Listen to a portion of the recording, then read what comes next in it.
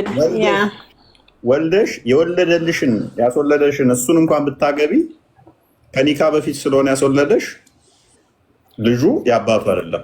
ያንቺ ባለቤት በሱ አይጠራም፣ ንብረትም አይወርስም። ኖርማል ሰው ሲጋባ አይተሻታቂም? ሰው ለሰው ሲጋባ ቃለው ግን አባትና ልጅ እንደዚህ ልክ በዛ መሰረት ልጅ ተብላ ስለማትጠራ ለዛ ሰው ልጅ ተብላ ስለማትጠራ እንደ ኖርማል ሰው ስለሆነች ልጅ አባቱን ማግባት ይችላል ብሎ እንደ እስልምና ተመልከቱ። ምን ይላል? የዝሙት ልጅ በጸጋው የሚመካ የማይታዘዝ ልጅና ሰካራም ወደ ገነት አይገቡም። ምን የዝሙት ልጅ ወደ ምን አይገቡም? ወደ ገነት አይገቡም። ሁለተኛ አንድ ጥያቄ ልጠይቅሽ። በምን ድረስ የዝሙት ልጅ በአባቱ ይጠራል? እንደ እስልምና ዲቃላ ከተባለ አባት የሌለው ልጅ ማለት አይደል? ዲቃላ ማለት ያለ አባቱ ማይታወቅ ንብረት መውረስ ይችላል። አባቱ ካልታወቀ የምን ንብረት ይወርሳል? እኔ ሳላገባ እርጉዝ ነበርኩኝ። እሺ ሱብሃንአላህ ይጠብቀሽ። እሺ አላህ ይጠብቀሽ። እና ኒካ አሰርን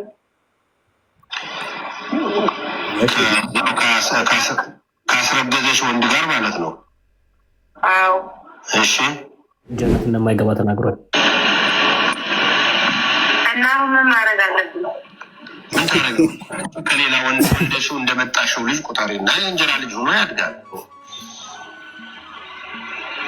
እና ከሱ ጋር አዲስ ነገር አለብኝ። ይሄ ግድ ነው።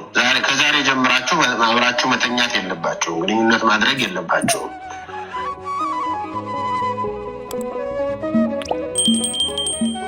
አብዱ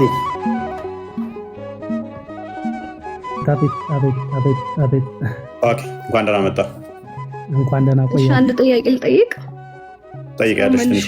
ጥያቄን አዳምጡኝ ደግሞ ትንሽ ቆየት ወይ ትጠይቂያለሽ። አይ ለወጣ ስለሆነ እቺ አንድ ጥያቄ መልሱልኛል። ወጣ መልስላሽ። እሺ፣ ጌታና አምላክ ምንድን ነው ልዩነቱ በእናንተ? ኦኬ፣ መዝሙር ያሬድ ቀጥል። እሺ፣ ጌታና አምላክ ምን ማለት ነው? በመጽሐፍ ቅዱሳችን ጌታም አምላክም የሚሉ ቃሎቶች አሉ። ለምሳሌ ሰይጣን የዚህ ዓለም አምላክ ተብሏል፣ እግዚአብሔርም ደግሞ አምላክ ተብሏል። አምላክ የሚለው የግዕዝ ቃል ነው። አምላክ ማለት ገዥ እንደማለት ነው።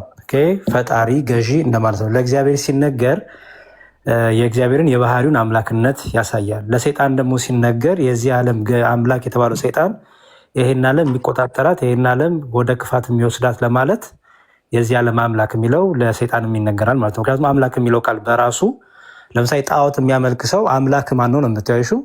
የኔ አምላክ ጣዖት ነው ካለሽ የኔ እርሱ አምላክ አድርጎ አልቆ አግኖ የኔ የበላይ ብሎ የያዘው አምላክ ማለት ነው። የግዕዝ ቃል ነው አምላክ የሚለው። ጌታ ማለት ደግሞ አሁንም በመጽሐፍ ቅዱስ ጌታ የሚለው ለምሳሌ ሳራ አብርሃምን ባለቤቷን ጌታዬ ትለው ነበረ። እኛ ደግሞ ለምሳሌ ክርስቶስ የጌቶች ጌታ ነው፣ ኢየሱስ ክርስቶስ ጌታ ነው ይላል መጽሐፍ ቅዱስ። ኢየሱስ ክርስቶስ ጌታ ነው ስንል ለምሳሌ በሉቃስ ወንጌል ላይ ኤልሳቤት ወደ ድንግል ማርያም ሄዳ ድንግል ማርያምን ስታገኘት ምን ብላ ጠራች? ምን ብላ ነገረቻት? የጌታዬ እናት አለቻት። ኦኬ፣ የጌታዬ እናት አለቻት። ሳራ አብርሃምን ጌታዬ ስትለው ባሏ ስለሆነ የምትወደው የምታፈቅረው ባሏ ስለሆነ የአክብሮት ያንን ልክ ምኑን ለመግለጥ አክብሮቷን፣ ፍቅሯን፣ ባለቤቷ አካሏ እንደሆነ ለመግለጥ። ኢየሱስ ክርስቶስ ጌታ ነው ሲባል ግን እርሱ ገዢ ነው። እርሱ የሁሉ ፈጣሪ ነው፣ የሁሉ አምላክ ነው፣ የሁሉ የበላይ ነው ማለት ነው። በመጽሐፍ ቅዱሳችን እህቴ እንድታውስ የፈልገው ነገር ለምሳሌ እግዚአብሔር አባታችን ተብሏል። የስጋ አባቴንም አባቴ እለዋለሁ። እኛ እግዚአብሔርን ስንጸልይ ለምሳሌ አባታችን ነው እያለን እንጸልያለን። የስጋ ያንቺን አባት ባገኛቸውም አባታችን ብዬ ሰላም እላችኋለሁ። አየሽ፣ የስጋ አባትሽን ወይም የስጋ አባቴን አባቴ ስል እና እግዚአብሔርን አባቴ ስል ግን የተለያየ ነው። የስጋ አባቴን አባቴ ስል በስጋ ወልደኸኛል እያልኩኝ ነው። አንዱም ደግሞ የሚንከባከበኝ ጠባቂ መሆኑን ለማሳየት ነው። የሚያስፈልገኝ ነገር የሚሰጠኝ የስጋ አባቴ ነው ማለት ነው። እግዚአብሔር ግን አባቴ ነው ስል ግን ማለት መሰለሽ ከስጋ አባቴ በላይ የኔም የስጋ አባቴን ፈጣሪ ሆንክ፣ የኔ ጠባቂ፣ የዓለም ሁሉ ጠባቂ ሆንክ፣ ዓለምን ሁሉ የምታስተዳድር፣ ለዓለም ሁሉ የሚያስፈልገውን ነገር የምትሰጥ፣ የምትመግብ፣ የምታጠጣ አምላክ እግዚአብሔር ነህ ስንል አባታችን ብለን እንጠራለን እና እነዚህ እንደ አገባባቸው ለማን እንደተነገሩ በፍቺ ይፈታሉ ማለት ነው። ስለዚህ ኢየሱስ ጌታ ሲባል መለኮታዊ እንትኑን ያሳያል ማለት ነው። ያሳያል። ኦኬ እሺ፣ እዚች ጋር እንደ ጥያቄ ያለችኝ እንደዛ ከሆነ ኢየሱስ መለኮታዊ ኃይልነቱን የሚያሳይ ከሆነ ማለት ነው ማቴዎስ ወንጌል ላይ እሺ ምዕራፍ ስንት ነው? ኢየሱስ 7:21 እንደዛ ነገር አውጣላት አንዴ። ጌታዬ እኔን ጌታዬ ያለ መንግስተ ሰማይን አይወርስም የላከኝን ፈቃድ እንትን የሚል እንጂ ይላል። ላስረዳሽ ማለት እንደሆነ በጣም ጥሩ። እዚህ ክፍል ላይ ክርስቶስ ምን እያለ እየነገረ መሰለሽ? ቅድም እና ምሳሌ እፎይን ከፍ ብለህ ዝቅ ብለህ አንብበው ስትይው ነበረ። ከፍ ብለሽ ማንበብ አለብሽ። እኔ አላነብልሽ፣ ምክንያቱም ቃሉን ስለማውቀው ለምን ጌታ እንደተናገረ። እዚህ ጋር ጌታ ከላይ ጀምሬ ችግር የለውም ጊዜ ለመቆጠብ እኔ ማንበብ አልጠበቅብኝም ስለማውቀው። ጌታ እዚህ ጋር ጌታ ትባላለህ ወይስ አትባልም ተብሎ አይደለም ይሄን የመለሰው።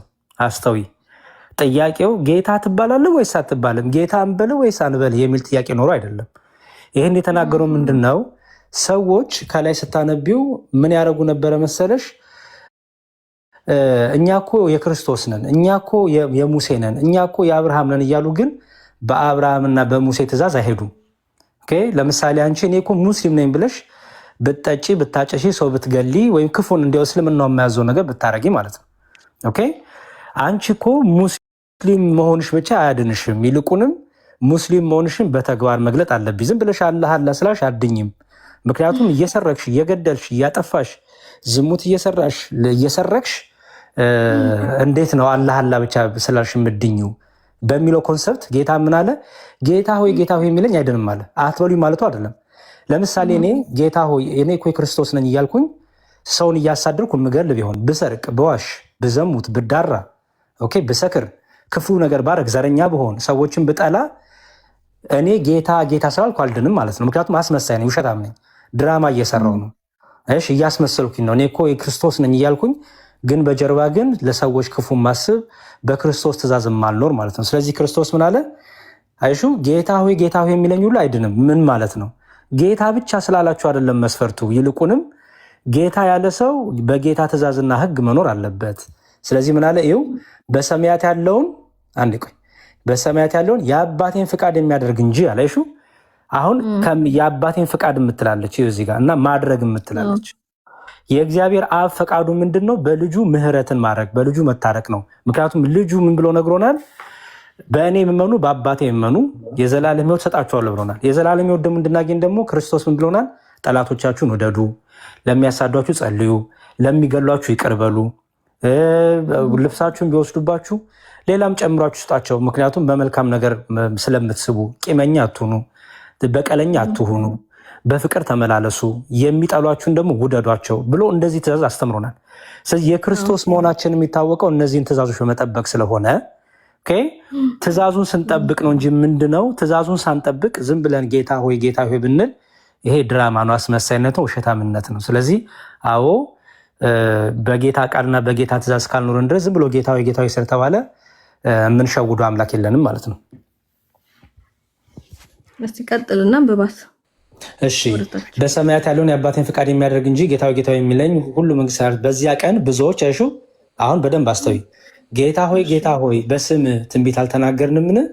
በስምህ አጋንንት አላወጣንምን? በስምህ ብዙ ታምራትን አላደረግን ይሉኛል። ከዛ የዛን ጊዜ እላችኋለሁ ከቶ አለቃችሁም እናንተ አማፀኞች ከእኔ ራቁ ብዬ እመሰክርባችኋለሁ። አመፀኛ ማለት መስሻል ንገሪኝ። የፈጣሪን ትእዛዝ የማያከብር ጎበዝ፣ በጣም አሪፍ። ለምሳሌ ልጅሽን አንተ አመፀኛ ነህ ካልሽው ምክርሽን አይሰማም ማለት ነው አይደል? ይህን ትእዛዝ አያከብርም። በጣም አሪፍ። አንድ ሰው አመፀኛ ነው የሚባለው ትዕቢተኛ ሰው ነው፣ አልሰማም ሲል ነው። አልሰማም ሲል ግን እዚህ ጋር እነዚህ ሰዎች አያቸው ብዙ ነገር እኮ አድርገዋል፣ አስተምረው። ለምሳሌ ዲያቆን ነኝ እኔ፣ ዲያቆን ነኝ፣ በደንብ ስሚኝ። ለምሳሌ አስተምራለሁ፣ እያስተማርኩሽ ነው። ግን እኔ ግን በጌታ ትእዛዝ ማልኖር ከሆነ ጌታ እኔን አያቀኝም ማለት ነው። እኔ በጌታ ዘንድ እንደማስተምራቸው ሰዎች ሳይሆን እኔ በጌታ ዘንድ እኔ እየኖርኩ አይደለም እኮ። ለሰው እኮ አስተምራለሁ፣ ለሰው እኮ ታምር አደርጋለሁ። እኔ ግን እንደ ጌታ ትእዛዝ እየኖርኩ አይደለም። አየሽ፣ አሁን እንደዚህ አይነት ሰዎች አላጋጥሙሽም? ያስተምራሉ፣ ይመክራሉ፣ በጣም ብዙ ሰው ይሰማቸዋል። ግን ህይወታቸው ግን ከአምላካቸው ጋር እነሱ ግን ኮኔክሽን የላቸውም። አይጾሙም፣ አይጸልዩም፣ መልካም ነገር ያደርጉ። ኦኬ ሰው ልክ እንደዚህ ያለና ከታችሁም እንደሚል የዚያም ጊዜ ከታለቃችሁም ካለ በኋላ ስለዚህ አለየው። ስለዚህ ይህን ቃሌን ሰምቶ የሚያደርገው ሁሉ አላየሹ። ስለዚህ ቃሉን ሰምቶ የሚያደርገው የሚኖረው እንጂ ያወራ ብቻ አይደለም። እነዚህ ሰዎች ታምር ሰርተዋል፣ ትንቢት ተናግረዋል፣ አስተምረዋል፣ መክረዋል። ግን ራሳቸው ግን አመፀኞች ናቸው። አየሽ፣ ሰውን አድርጉ ይላሉ፣ ጾሙ ይላሉ፣ አይጾሙም። ፍቅር ስጡ ይላሉ፣ ጸበኞች ናቸው። አትስረቁ ይላሉ፣ ይሰርቃሉ። አዘሙት ይላሉ፣ ግን ይዘሙታሉ። ስለዚህ እነሱን አላቃችሁም ይላችኋል ጌታ። ምክንያቱም እያጭበረበራችሁ ነው እንጂ እናንተ ራሳችሁ እንደምትናገሩት እየኖራችሁ አይደለም እያላቸው ነው። ስለዚህ አሁን ኢየሱስ ማድረግ የያዘው ያስተማረ ነው ወይስ ጌታነቱን እየሰበከ ነው ያለው? ኦኬ ጌታ ጌታ ካላችሁ ጌትነቴን ተቀበሉና ጌታ ጌታ ካላችሁ እንደማስተምራችሁ ኑሩ። እኔ ጌታችሁ ከሆንኩኝ እኔ የማዛችሁን እኔ የምላችሁን ስሙ እያለ ነው ጌታ እዚህ ጋር። ምክንያቱም ጌታ ትሉኛላችሁ አለ። ቆይሹ ጌታዬማ ትሉኛላችሁ፣ ግን ጌታ የምትሉኝ እኔ ጌታችሁ ከሆንኩኝ እንደኔ ትእዛዝ እንደኔ አስተምሩ፣ እኔን መከተል አለባችሁ። እኔን ካልተከተላችሁ ዝም ብላችሁ ጌታዬ ጌታዬ ብትሉ አድኑም እያለ ነው። ማለቴ እኔ ማስተምራችሁን ማተገብሩ ሲል አሁን ለምሳሌ ብዙውን ጊዜ ነቢያቶች ናቸው እንደዚህ አይነት አስተምሮቶችን እኔም የተላከልኝ ማለት የተላኩት እኔ ከአምላክ የተላኩት አምላክ የተናገረውን ነገር ላስተምር ነው ለእናንተ። እናንተ ይሄን ነገር እንትን ማትሉ ከሆነ ማለት የአላህን ቃል ማሰሙ ከሆነ የአላህን ቃል ስለ ክርስቶስ ነው የምናወራው እህቴ። ስለ ክርስቶስ ስለሆነ የአላህን ቃል ላይ ማወራው እንደዛ ነው። አዎ ስለ ክርስቶስ ስለምናወራ ክርስቶስ ነው ማለት ነው። የፈጣሪን ቃል ማተገብሩ ከሆነ እንደዛ አይደለም፣ እንደዛ አይደለም። የፈጣሪን ቃል ወይም የአብን ቃል ማተገብሩ ከሆነ አብ ያስተማረው ነገር ማተገብሩ ከሆነ ኧረ እንደዛ ማለት አይደለም። እያዳመጥሽ እሺ፣ ራሱ አብ ማለት ነው።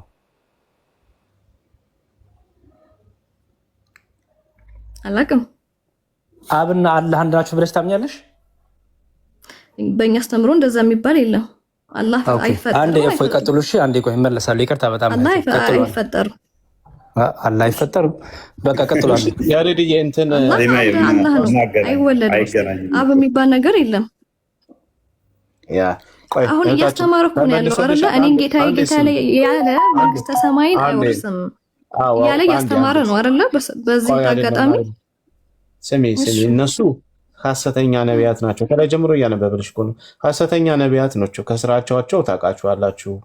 እነሱ ሐሰተኛ ነቢያት ናቸው። በክርስቶስ ስም ሐሰትን የሚያደርጉ ሐሰተኞች ናቸው። ስለዚህ ጌታ ጌታ ስላሉ አይድኑም እነሱ። እንደዚህ መዳን የለም። አንቺ ዝም ብለሽ ነገረሽ እኮ ዲያቆን።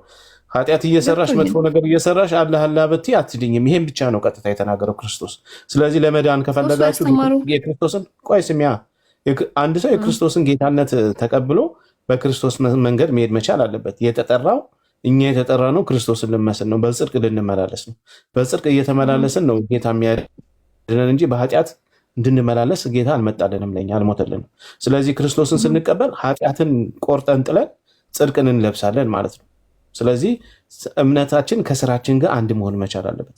በኃጢአት ውስጥ ሆኖ ሰው ጌታ ወይ ብሎ ቢናገር አይድንም። ግን ለዚህ ምን መሰለህ፣ አንዴ ሮሜ 10ን ክፈትልኝ ቆስቲ። ሮሜ 10 ከቁጥር 9 ላይ ይልሽ በእውነት የጌታን ስም የሚጠራ ሰው ይድናል፣ በሐሰት ግን ሐሰተኛ ሆኖ የጌታን ስም የሚጠራ ሰው ግን አይድንም። ስለዚህ ሮሜ 10 ላይ ከቁጥር 9 ላይ እንደዚህ ይላል፣ ኢየሱስ ጌታ እንደሆነ በአፍህ ብትመሰክር እግዚአብሔርም ከሙታን እንዳስነሳው በልብህ ብታመን ትድናለህ። ሰው በልቡ አምኖ ይጸድቃልና በአፉ መስክሮ ይድናል። መጽሐፍ በእርሱ የሚያምን ሁሉ አያፍርም ይላልና። በአይሁድና በግሪክ ሰው መካከል ልዩነት የለም፣ አንዱ ጌታ ይላል። ቅድም ይኸውልሽ ጌታ ብለሽም የጠየቅሽው ጌታና አምላክ የሚለውን የጠየቅሽው ክርስቶስ አንዱ ጌታ ነው። ብዙ አማልክት ወይም ብዙ ጌታ የተባሉ ቢኖሩም ክርስቶስ ግን አንዱ ጌታ ነው። ስለዚህ አንዱ ጌታ የሁሉ ጌታ ነው ተባለ። ክርስቶስ የሁሉ ጌታ ነው፣ የሁሉ ጌታ ነውና ለሚጠሩት ሁሉ ባለጠጋ ነው። የጌታን ስም የሚጠራ ሁሉ ይድናል ይላል። አይሽ የጌታን ስም ማለት ክርስቶስን ስም የሚጠራ ይድናል። የሚጠራው ግን እንዴት ሆኖ ነው? በኃጢአት ውስጥ ሆኖ ሐሰትን እየተናገረ አስመሳይ ሆኖ አይደለም። በእውነት የጌታን ስም የሚጠራ ግን የጌታ ስም ያድናል። ጌታም ደግሞ ኢየሱስ ክርስቶስን በዮሐንስ ወንጌል ምዕራፍ 13 ላይ እናንተ ጌታና መምህር ትሉኛላችሁ፣ መልካም ትላላችሁ ነው ያለው። አየሽ፣ መልካም ትላላችሁ ነው ያለው። ክርስቶስን ጌታ ማለት መልካም ነው። እሱ ጌትነቱን መናገር ነው። ጌትነቱ ደግሞ የሁሉ ጌታ ነው። አንድ ጌታ ነው። አንድ ጌታ ማለት ነው። ስለዚህ አጠቃላይ ሀሳቡ ምን መሰለሽ? ማቴዎስ 7 ላይ ያለው ከ21 ጀምሮ ያለው ከፍ ብለሽ ስታነቢው ሐሰተኛ ነቢያትና ሐሰተኛ አስተማሪዎች ናቸው። እነሱ ጌታ ሆይ ስላሉ አይድኑም። የሚደኑት ምንድን ነው? መልካም ስራ በማድረግ ወይም የአባቱን ፈቃድ በመፈጸም። የአባቱ ፈቃድ ደግሞ ሁሉም ነቢያቶች አስተምሮ ነው። ኢየሱስ ብቻ ያለው አስተምሮ ሳይሆን ሁሉም ነቢያቶች ያስተምሩት ነው። አሁን ሂጅና አንድ ነቢዩን ስም በመጥራት ያን ነቢይ ስም በመጥራት ይድናል የተባለ ነቢይ ካለ አንድ ታመጭልኛለሽ። ቆይ አንዴ ልመልስልሽ። መዳን ማለት ምን ማለት ነው? ቆይ መዳን ማለት እኮ ማለት ነው የዘላለም ሕይወት ማግኘት ነው። ኧረ ስሚ አንዴ ማለት ነው። እሺ መዳን ማለት የነቢያቶችን አስተምሮ ተምሮ ያንን ተግባር መተግበር እና ከኃጢአት መጥራት ማለት ነው። ማስረጃው ድረስ ማለት ነው። እንደዛ አይደለም። አሁን የሚለው የጌታን ስም የጠራ ነው። እሺ አፎ ይቀጥል። ማቴዎስ ወንጌል ምዕራፍ 7 ላይ ተመልሶልሻል? አልተመለሰልሽም? ጥያቄሽ አልተመለሰልኝም። አባባሎቹ ገብቶኛል፣ ግን ያልተመለሰልኝ ነገር አለ እዚህ ውስጥ። አሁን እዚህ ውስጥ ኢየሱስ እያስተማረ ነው አይደለም ነው ጥያቄ። ምንድን ነው እሱ? እሺ እያስተማረ ነው ብልሽ ምንድን ነው አርጉመንትሽ? ምክንያቱም አላህ ራሱ ሙሐመድን ስላስተማረው ምንድን ነው እሱ አርጉመንትሽ? እዛ ጋር እያስተማረ ነው ማለት አሁን ለምሳሌ ይሄው በሰማይ ያለውን የአባቴን ፈቃድ የሚያደርግ እንጂ ጌታ ጌታ ሆይ የሚለኝ ሁሉ መንግስተ ሰማያት የሚገባ አይደለም ማለት እያስተማረ ነው ማለት ነው አይደለ? በተዘዋዋሪ ትክክል እያስተማረ የአባቴን ፈቃድ የሚያደርግ እንጂ ጌታ ጌታ ሆይ የሚል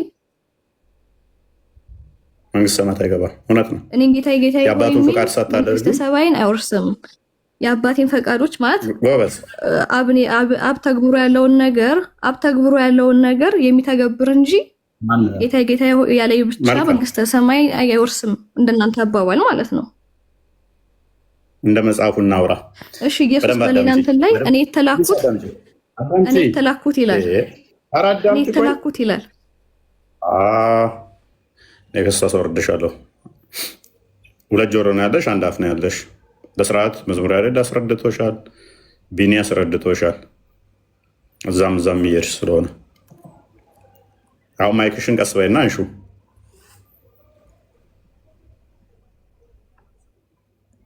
ማይክሽን አንሹ። ኢንቫይት ልኬልሻለሁ። ማይክሽን አንሹ። መልካም ተረጋጊና ባከለፈውራ ፕሊስ። ሌላ ታውሪ ቆይ ማለት ነው እሱ። ኧረ በእናትሽ ሳትጠየቂ አትሂጂ። ቆይ ሌላ ቦታ ጥናምላት ክፍሉን እናጥራው ቅድሚያ። መልካም ማስተማሩ ችግር አለው ብለሽ ነው ያሰብሽው? አስተማረ ብለን እያስተማረ ነው አልሽ። አዎ እያስተማረ ነው። ምንድን ነው ችግሩ? እያስተማረ መሆኑን ከአምላክነቱ ያወርደዋል ማስተማሩ?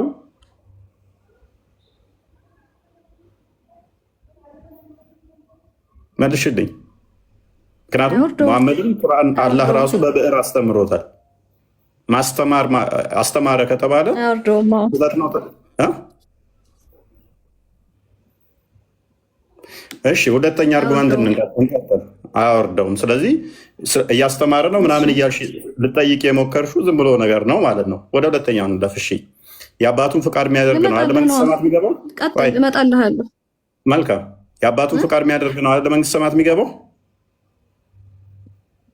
ኦፍኮርስ ጌታ ጌታ ሆይ የሚለው ሳይሆን የሚል ብቻ መስፈርቱ ምንድነው? የአባቱን ፍቃድ ማድረግ አለበት ማለት ነው አይደለም? ኦፍኮርስ የአባቱ ፍቃድ ምን እንደሆነ ንገሪ። የአባቱ ፍቃድ ምን እንደሆነ ንገሪ። ብዙ ነገሮች አሉ መተግበር ያለባቸው ተግባራቶች። የአባቱ ፍቃድ ነው ያልኩሽ፣ ንገሪ በማስረጃ።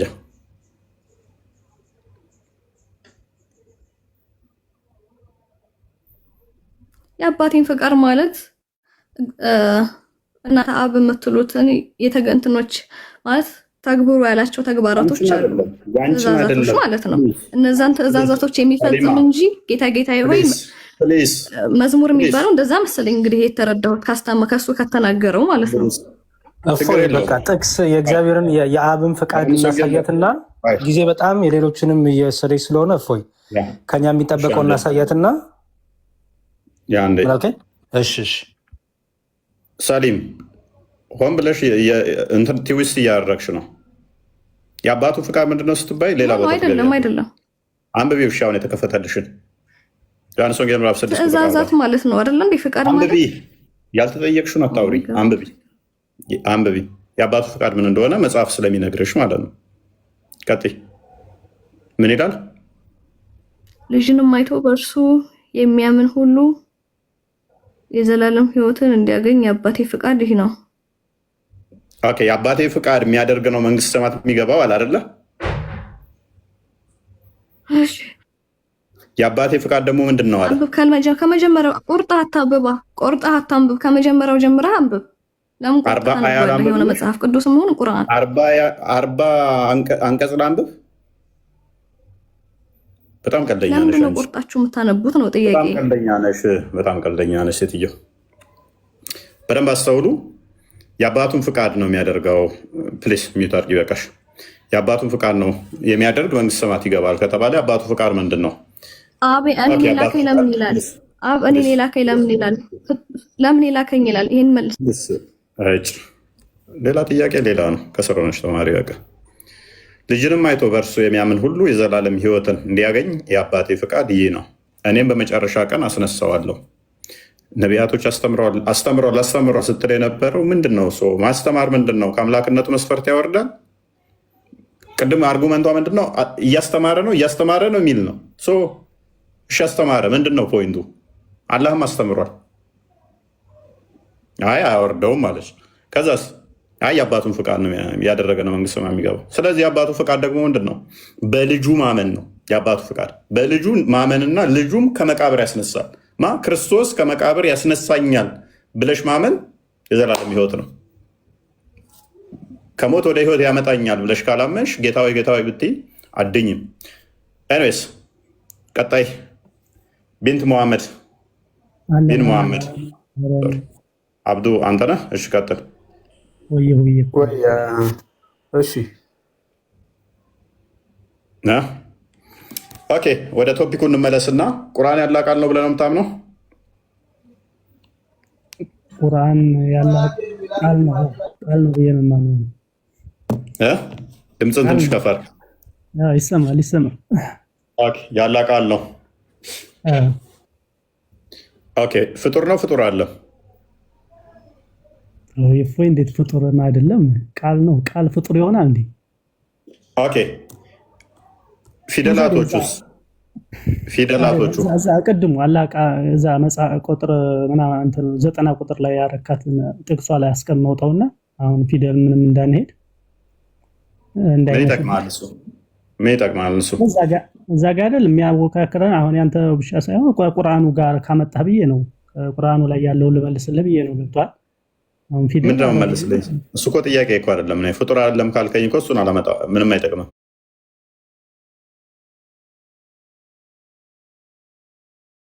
ካልከኝ እኮ እሱን አላመጣም። ምንም አይጠቅምም። አለ ፊደላቱማ ፍጡር ነው፣ የተፈጠረ አካል ነው። ቃሉ ግን ቃል ነው። ቃሉ ስትል ቃሉ ምንድን ነው? ለምሳሌ አሊፍ ላሚን ምንድን ነው? ቃሉ ንገረኝ እስኪ። ቃል ነው። አሁን ይሄ አሊፍ ላሚን ብለህ አንተ የምትናገረው ቃል ነው። ግን ለምሳሌ ጽሁፉ ከሆነ የተፈጠረ ፍጡር ነው ብለን ነው የምትሄደው። ፊደል ይዟል አልያዘም? አሊፍ ምትል ፊደል ይዟል አልያዘም? እንዴት ለፍዝ አለው አይደለ? አሊፍ ላሚም ስል እሱን አሁን አንተ የምታደርገው ከሆነ ድርጊቱን ቃል ይሆናል። ገብቶሃል? ቃል ነው ሊሆን የሚችለው ነገር ግን ቃል ለምሳሌ በጽሁፍ በድርጊት ላይ የተመሰረተ ወረቀቱን ተወው። ኦኬ፣ እንደዛ ከሆነ አሁን አሊፍ ላሚም ውስጥ ነጥር እናሳየኝ፣ ፍጡር ያልሆነውና ፍጡር የሆነውን። እንዴት አሁን አንተ አሊፍ ላሚም ስትል ቃል ነው የሚሆነው ነው። ገብቶሃል? ይሄ ቃሉ ፍጡር ነው ፍጡር አይደለም? ቃል ነው ፍጡር አይደለም። ኦኬ፣ አሊፍ ላሚም ፍጡር አይደለም፣ ቃል ነው። ቃል ነው። በቃ አሊፍ ላሚም አሁን ያልከው ንግግር ቃል ነው የሚሆነው። ስለዚህ ቃል ፍጡር አይደለም ማለት ነው። ይሄ እኮ አነሰሰሪ እንትን ነው እኮ አጀንዳ ነው እኮ ፍጡር አይደለም ማለት ነው። ቃል ቃል ፍጡር አይደለም። ስለዚህ አላህ ለጅብሪል ሲነግረው እንዴት ነው የነገረው? ቃል ነው። ይሄንን ቃል እንደኔው አሊፍ ላሚም ብሎ ማለት ነው። አሊፍ ላሚም ካለው ብሎ ከነገረው ቃል ነው የሚሆነው። ገብቷል። ግን የተጻፈው ደግሞ ኖ መሐመድ ሶሪ አላህ ለጅብሪል የነገረው ነው ያልኩህ። አላህ ለጅብሪል የነገረው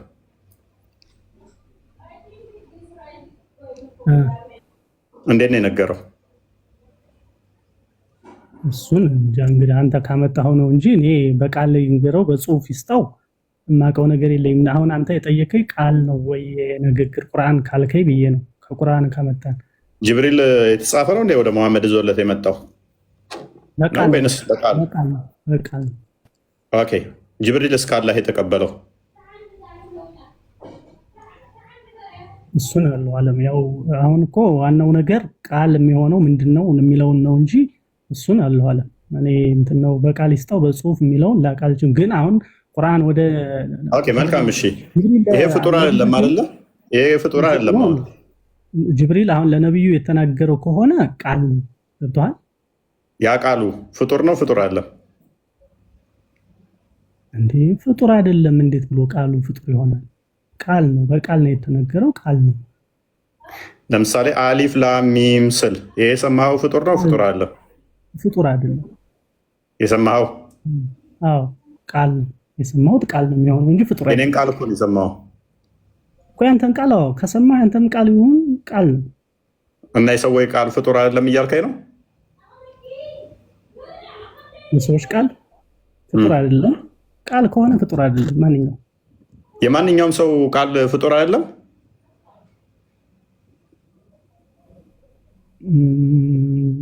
አይደለም። ስለዚህ እኔም ቃል እንዳላ ፍጡር አይደለም እያልከኝ ነው። ስለዚህ እኔ ቃል ጅማሬ የለውም ዘላለማዊ ነው እያልከኝ ነው። ፍጡር አይደለም ማለት ወይ አብዱ ዘጠናው ላይ አስገባኝና አድርገውና ያለ እናንተ እኮ አጀንዳ አድርገህ እዛ የለጠፍከውን አንጠውና እስኪ እንወያይ። እሱ ምንም የሚገናኝ ነገር አይደለም። የሚገናኝ አይደለም። አንዴ ፍጡር አይደለም ካልከኝ ጅማሬ የለውም እያልከኝ ነው። ኢተርናል ነው። ዓለም ከመፈጠሩም በፊት ያንተ ቃል አለ እያልከኝ ነው። ኖ ቃላት የምናወጣው ማንኛውም ነገር ቃሎች የሚወጡ ሁሉ ነገሮች ከእያንዳንዳችንም ከፈጣሪ ሆን ቃል ነው ሊሆን የሚችለው እንጂ ፍጡር አይሆንም። ለዚህ ማስረጃ ካለህ ደግሞ አንተ አሁን ነው ይያል። ስለዚህ እኔና ያላህ ቃል ልዩነቱ ምንድነው? እሺ ቃል ሌላ ነው፣ ድርጊት ሌላ ነው። ወንድም የኔና ያላህ ቃል ነው ያልኩህ፣ ድርጊት ውስጥ አልገባውም። የኔና ያላህ ቃል ልዩነቱ ምንድነው? የፈጣሪ ቃልና የሰው ቃል ከሚል ውጭ ሌላ ቃል ከመሆኑ ውጭ ሌላ ነገር አይለየውም። ቃል ከሆነ ሁለቱም ቃል ነው። ልዩነቱ ስለዚህ እኔ አብዱ እንደምል ሁሉ እሱም አብዱ ይላል። ተመሳሳይ ነን። እሱ እንግዲህ የፈጣሪ ንግግሮችን አላውቅም ማለት አብዱ ይላል ብሎ አምሳያለሁ እኮ እያልከን ነው። አምሳያለሁ አለ አላልኩም። እኔ አሁን ስለ ቃል ባመጣው ነገር ነው። እያንዳንዱ የምናወጣው ንግግር ከኛ ከሰዎች የሚሆን ቃል ነው እያልኩ ገብቶሃል። አሁን ወደ ነጥብ ለማስጣል ሳይሆን መሄድ ያለብን ወደ ሐሳቡ ኮንሴፕት እንድትል እኔ አብዱ በዚህ ላይ አንብብ። በቃ በቤስ የተሻሉ ሌሎች ካሉ አዳምጥ። የተወሰነ ምንድነው ችግሩ ከኔ ጋር እንዳለ ነው የሚሰርቀው እንዳለ የሚሰርቀው። ኖ እኔ ምንም በደንብ ነው የሄድኩልህ በይዘው ምንም ስላልመሳሰልከኝ ኖ አለመሳሰል ቃሎች ሁሉ ፍጡር አይደሉም ቃሎች ናቸው ብዬ ሁለቱንም ነገርኩ አይደል? ከዚህ እንዳንተ አንጣልኝ አደረበኝ እንዳደምጠኝ። የኔና ያላህ ቃል ልዩነቱ ምንድነው ስልህ ምንም ልዩነት የለውም። ያንተና እሱ የመሆን እንጂ ያንተን ፍጡር አይደለም። ተመሳሳይ ነው። የፈጣሪ ቃል ነው ያልኩ እንጂ ቃል እኮ ቃል ነው። በቃ ቃል ነው ከየትም ይንጣ። ስለዚህ እኔና ያላህ ቃል ተመሳሳይ ከሆነ ስለዚህ ያላህ እንደኔ ነው። በቃ እኮ ይኸው ሐሳብህ እንግዲህ አስበው። እንዴት እንደዚህ ታስባለህ? አሁን ይሄ ያስኬዳል? ከሰው ጋር አንተ ነህ እኮ የወሰድከው እንደዛ። አንተ ነህ እንጂ የወሰድከው። አንዳንድ ጊዜማ በደንብ ተረዳድተን ነው መሄድ ያለብን። ምክንያቱም አብዱ ለኔ ቃል ሆነ ኖርማሊ አሳምኜ ልሄድ ሆነ አዳምጠኝ። እኔ በነገራችን ላይ አካዳሚካሊ ስለማውቀው ቃል እንዴት ነው አብዱ ይህን አስተምሮ ያለው ማንኛውም ሊቃውንት አይደግፍህም። የትኛውም ሊቃውንት የሚደግፍህ አይደለም እስልምና። ስለዛ ነው አጥና ያልኩህ። ቅድም ራሱ አሳይተን ነበር። ሜቢ ከነበርክ እኮ የሙሴና የሌሎቹ የሰዎች ቃል ፍጡር ይባላል፣ ያላ ቃል ቁርአን ግን ፍጡር አይደለም ብለን እዚህ ጋር ከፍተን አንብበን ነበረ። እስኪ አንድ ክፈትልን። እሺ መጀመሪያ ኖርማሊ ቆይ አይደለም እስላማዊ ላይ ላኩል ሊንክ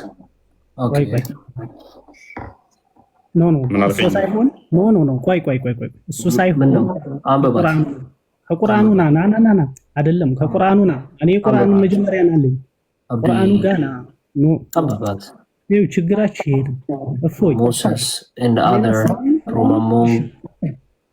ምንድን ይለን እሱ ምንድን ነው? ከቁርአን የወጣ ቃል ነው ወይንስ ምንድን ነው? እሺ አሁን ያመጣህልኝ ከቁርአን ነው ወይንስ ከሐዲስ ነው? እኔ ከቁርአን ያለውን አንተ እያልኩ ነው አይደል? ይሄ ንግግር ከቁርአን ቁርአን ነው አብዱ ቁርአን ነው። እሱ ንግግር ከቁርአን ነው ያመጣው።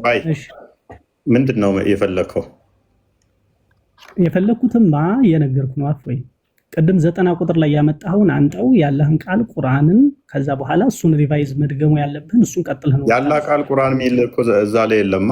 ኖ አይደለም ያመጣኸውን ለልጅቱ ያመጣኸውን አንተው ምን አስፈለገ? ለልጅቷ እኮ እሺ ሱራ 37 96 ነው የፈለከው? አዎ እሱን አንተው እስኪ እሱ ላይ ምንድነው ስህተቱ? በአንተ የስህተት ያገኘው እኮ ስህተት አለ ብዬ አይደለም እሱን ያመጣሁት እኮ ቢሆን ነው እንጂ አጀንዳ አድርገህ ቁጭ ያደረከው እኮ ነው ብለህ ነው አንተ በአንተ አብዱን ያልወጣኝም እሷ ያለው ፍጡር ነው አለች። አይምን ፍጡር አይደለም አለች። ፍጡር ነው አንቺ የምታደርጊውና የአንቺ እንትኖች ፍጡር ናቸው ብዬ ነው የጠቀስኩት። ምናልባት እሷን እንደዛ ብለህ ከሆነ ብዬ ነው እንጂ ኖርማሊ እኔ እስኪ እዚህ ላይ አሁን ለምሳሌ ስህተቱ ምንድን ነው? ያላህ ቃል ላይ ለምሳሌ አላህ እናንተን አብዱ አዳምጥ፣ አርጉመንቱም አልገባም። አብዱዬ ደክሞታል መሰለኝ። ፉአድ ወይንም አህመድ ይቀድማል። ቢንት ሙስሊም ካለ ግን ቢንት ሙስሊም ይቀድማል። ያለኝ እስኪ አለው።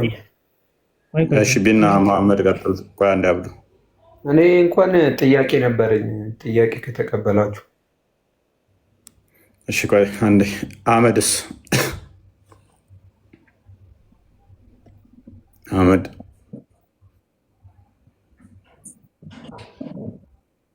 አለ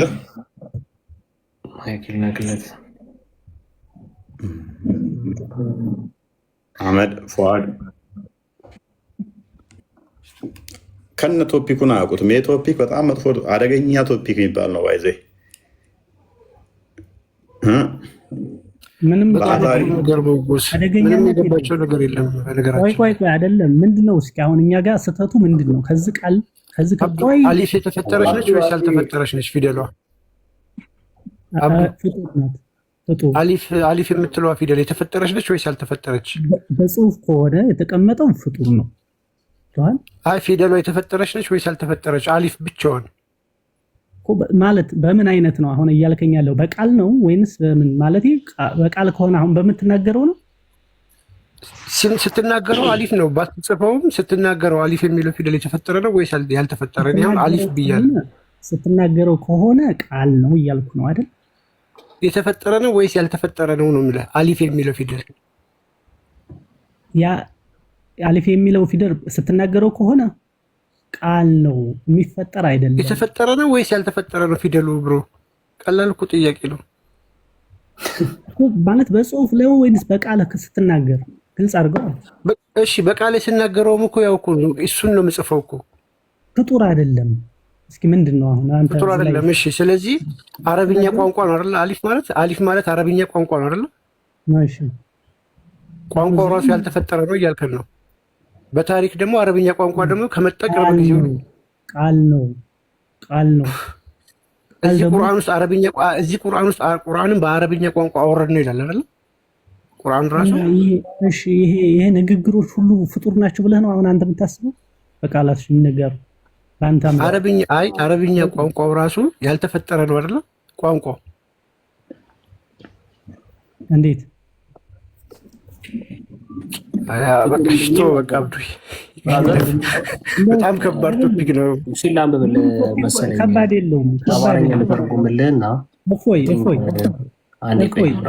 እስቲ ሌላ የራሴ አንዴ ቆይ። አይ ቲንክ እኛን ስላላመንከን በጣም ገደል ጥያቄን አቅርቤ ልውጣ። ቁርአን ላይ የተቀመጠውን ነው መናገር መጀመሪያ፣ ሌላ ቦታ መሄድ ሳይሆን ከቁርአኑ ነው። እንደው ቤቱ የኛ ነው ብለህ በሚውል ሊቃውንቶችን እንትን አትላቸው። እኛ መጀመሪያ ቁርአንና ሐዲስ ነው። ቁርአን ካለ ቁርአን ነው። ከዛ ማስረጃችን ቀጥሎ ሐዲስና ቁርአን ነው። ከዛ በኋላ በስቴፕ ነው። አታሪ ነው ወይስ አሻሪ ነው? አንተ አሁን አብዱ ለምሳሌ ሌላ አቂዳ ላይ እንደዚህ ትፈላፈሉ ነው። አቂዳችሁ ነው ይወስዷል። አንተ እየተናገርክ ያለው የአታሪም የአሻሪም አይደለም። መንገር ባይዘው ኦርቶዶክስ የወጣሁበት ዋናው ምክንያቴ እንደዚህ አይነት በጣም ጭራሽ ኦርቶዶክስ ነበርክ? የምሬን ነው። ኦርቶዶክስ ነበርክ ወንድማችን? በደንብ ኦኬ። ማን ነበር የክርስትና ስምህ ወንድማችን? አባውነቱም እንትና ማስተምረውኝ የእንታም ሁሉንም እኔ በጣም ዛሬ 10 ዓመት ሁሉንም ነገር በደንብ አውቀዋለሁ። ማን ነበር የክርስትና ስምህ? ያላነበብኩት የለኝም። የምሬን ነው። ያላነበብኩት የለም። ምንም በቃ ግዙ ካይን ብትለኝ መልእክተ ዮሐንስ ብትለኝ ሁሉም ጨርሼ ማለት ቸው ነው። አሁን ያን ያክል እንደው እንግባባ። አንድ ጥያቄ ልጠይቅህ። ሁሉንም አንብበህ ጨርሰሃል። ወር ያለኝ ልጠይቅህ። አንድ ጥያቄ ልጠይቅህ። ሊስን መሰረታዊ ጥያቄ፣ ሚስጥረ ቀንዲል ማለት ምን ማለት ነው? እሱን እኔ ረስቼዋለሁ። አሁን ቁርአን ላይ ነው ትግሌ። መሰረታዊ ማታቅ ነው እንዳላለ እንደጨርሻ ለውጥ ነው በደንብ እኔ እየነገርኩህ። ይኸው እፎይ ስማኝ እንጂ እኔ ሁሉንም በደንብ እኔ አግዙ ካይ ምንድን ነው ያነበብከው? ቀይስ ድገም። ምንድን ነው የተማርከው? መልእክተ ዮሐንስን ብትለኝ እስቲ በልልን እስቲ። አቡጌዳ በህይወዞ ሚስቱን ገደላት ጠልዞ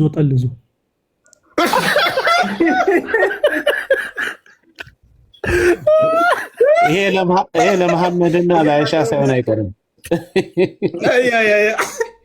ይሄ ለመሐመድና ለአይሻ ነው። ኧረ ድገመው። ይሄማ የኔታ ጋር ተምሯል። እውነትም ድገመው። አቡጌዳ በህይወዞ ሚስቱን ገደላት ጠልዞ አቡጌዳ ታውቀዋለህ መቼም። አቡጌዳ በህይወዞ ሚስቱን ገደላት ጠልዞ። ይሄ በጣም ነው በቃ ተምሯል፣ እንዳለ ጨርሷል። መልእክተ ዮሐንስ ነው እንግዲህ መልእክተ ዮሐንስ ነው ይሄ። ያውም እኮ መልእክተ ዮሐንስ ነው። አቡጌዳ በፊዞ ሚስቱን ገደላት ጠልዞ ወንጌል ነው የሰበከለ። ይሄንን ብቻው ነው የወጣሁት። ለዛ ነው እኔ ክርስትና ነው። ኧረ ድገም፣ ሌላም ድገም እስኪ። ሌላ ደግሞ የተማርከው አሁን ጥያቄ ልጠይቅ ቅር ያለኝ። ኧረ አንድ ድገመን አንዴ ብታስተናግዱን። ቆይ ምሁር ገብቶ እዚህ በጣም እኮ ተቸገርን እንዳለ። አንድ ድገም። ሁሉንም ነገር አውቀዋለሁ፣ አነበብኩ። ሁሉንም ታውቃለህ። ሚስቱን ገደላት ጠልዞ የሚል ከመሐመድ ዳሪ ላይ አንብባ ይሆናል እንጂ መጽሐፍ ቅዱስም ላይ የለም። የትኛውም የቤተክርስቲያን አስተምሮ እንደዚህ አይነት ነገር ወንድምህ እኮ ነው ያለው። ጠልዞ አነበብኩ የሚለን። እስኪ ሌላ ድገም እስኪ። ቆይ መጽሐፍ ቅዱስ ላይ መጀመሪያ የሚጠበቀው ለምንድን ነው? ህፃን ልጅ ኢየሱስም የወንድ ከንፈር ይጠባል ነበር እንዴ? ይሄ ብልግናችሁ። ውብ አህዮች እንደዚህ ናቸው። ውርደታቸውን አያችኋ? ውብ አህዮች እንደዚህ ናቸው። እለት ይዋረዳሉ። ይሄን አሁን ፖለቲካ መስራቱ ነው። በሱ ቤት እኔ ኦርቶዶክስ ነበርኩ አለ። ያላነበብኩት መጽሐፍ የለም አለ። ዝም በጣም ክርስትና ስም ሲባል ረስቼዋለሁ አለ። ሚስጥረ ቀንዲል ረስቼዋለሁ አለ። ትምህርተ ዮሐንስን ጨርሻለሁ አለ። ምንድን ነው እስቲ በል ሲባል አቡጌዳ ምንዞ ሚስቱን ገደላት ጠልዞ።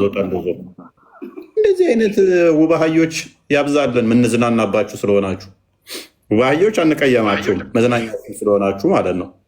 ጤናማ ጭንቅላት ያለው ሰው ውባህዮችን አይከተልም። ደግሞ እኮ እንዳለ አንብቤ ጨርሻለሁ። የክርስትና መጽሐፍ ይለናል። ሚስቱን ገደላት ጠልዞ የሚል ነው አነበብኩታል። መልእክተ ዮሐንስ እኮ ፊደል ላይ ራሱ ያለ ነገር እኮ እንኳን ቤተክርስቲያን ሜድ አይጠበቅበትም ነበር እና የኔታ ጋር ሳትሄድ ማወቅ የሚገባ ነገር ነው። በጣም ታሳዝናለህ። ግን የዚህን ያህል መዋሸት ግን በጌታ ስም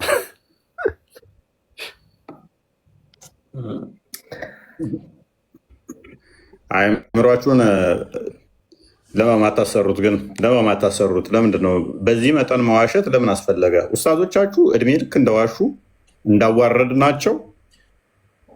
እኔ ለነሱ አንዳንዴ ይሰማኛል። አሸማቀቅ እንትን ከተናገርኩ በኋላ ምን ይሰማቸውን ብዬ ራሴ ያስባለሁ ማለት ነው። እንዴት ነው አይደለ?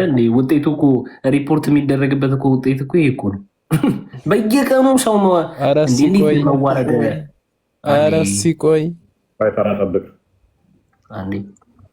በየቀኑ እንግዲህ ተመልከቱ፣ በየቀኑ ዕለት ተዕለት የሚያደርጉት ነው። አሁን እንግዲህ እኛ ጥለነው ወጣን ኦርቶዶክስን ምናምን ነገር ብሎ ሊል እኮ ነው። በጣም ያሳፍራል። ታዘቧቸው። እንደዚህ ናቸው በየዕለቱ እንግዲህ እንዲህ። አሁን እናንተ እዚህ እንዳጋጣሚ እንዲያያቸው ማያቅ ሰው ፊት ሄደው ግን አሁን እነዚህ እንዲህ በቃ አንድ ተራ ጠብቅ። ተንቀልቅሏል። በቃ ፋድ እንኳን ላመጣ ፏድ አለ አይዳ እንዴት ነው እፎይ? ዲያቆን አትበይ ብላል። እንዴት ነው እፎይ? ስምሽን ቀይረሽ ነው እንዴ? ትናንት አይዳ ነው አልቀየርኩም። ኢላ ምን አረፍሽ? ስምሽ ምንድነው ምናምን እያላችሁ ስታወዛግቡኝ አስተካከልኩኝ እንጂ አልቀየርኩም። አይን ወደ ቀየርኩኝ። ስፔሊንግ እንዴት ናችሁ? ይመስገን ነው አላ መልካም። ቁርአን ያላቃል ነው ቁርአን ያላቃል ነው ብለሽ ታምኛለሽ? ኦኬ። ያላቃል ፍጡር ነው ፍጡር አይደለም? ዋት ፍጡር ነው ፍጡር አይደለም? ምንድን ነው ያላቃል ፍጡር ነው ፍጡር አይደለም? ቁርአን ፍጡር ነው ፍጡር አይደለም? የህይወት መመሪያ ነው ቁርአን ለሙስሊሞች። እኔ የመመሪያ ነው ብዬ ጠየቁ። ፍጡር ነው ፍጡር አይደለም? እሱ እሺ፣ እሱን አላውቅም። እኔ መመሪያችን መሆኑን ነው የማውቀው። ፍጡር ፍጡር አይሆን አላውቅም። እንዲህ አይነት አልተማርኩም። እንዴት አትማሪ? የህይወት መመሪያችን እንደሆነ ነው የተማርኩት። የምትመሪበት ፍጡር ነው ፍጡር አይደለም? አላህ ቃል ነው ካልሽ አላህ ቃል ፍጡር ነው ፍጡር አይደለም? እንዴት ነው እሱን ትረጁ? ያላህ ቃል ከሰማይ ለረሱል ሰለላሁ ዐለይሂ ወሰለም የወረደ ለሙስሊሞች ደግሞ የህይወት መመሪያችን ነው። ያ ከሰማይ የወረደው በፊደል ነው የወረደው? በጽሁፍ ነው በድምፅ? ጅብሪል ለረሱል ሰለላሁ ዐለይሂ ወሰለም ወርዶ እንትን አላቸው ነው ነገራቸው። ወረደ በቃ። ወይኔ እንትን አታጣምብብኛ ፎይሆ። እሺ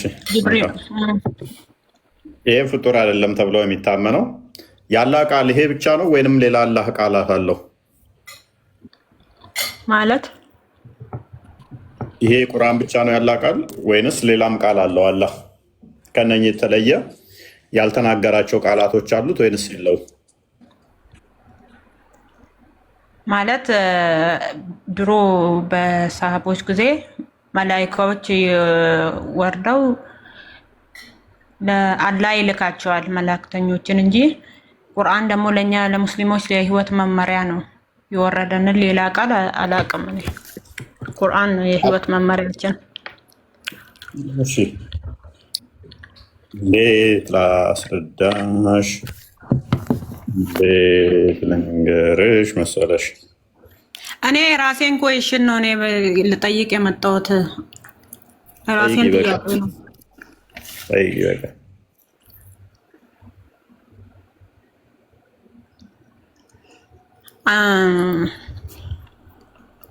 አስር ትውልድ ወደ ፈጣሪ ጉባኤ ለምንድን ነው የማይገባው? በእናንተ አስተምሩት።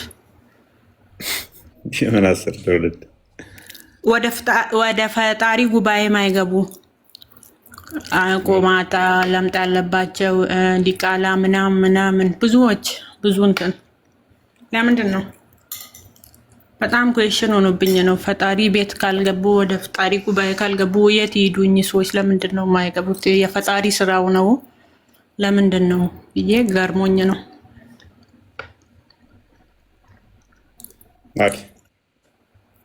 በቀደምም መዝሙረ ያሬድ እያስረዳ ነበረ። ለሌላ ሰው ግማሹ ላይ ስለደረስኩ ነው። መልካም። የእግዚአብሔር ጉባኤ አይግባ መዝሙረ ያሬድን ቢኒውን እኔ እንጃ እያስረዱ ነበረ ገብቼ። እሺ መልካም።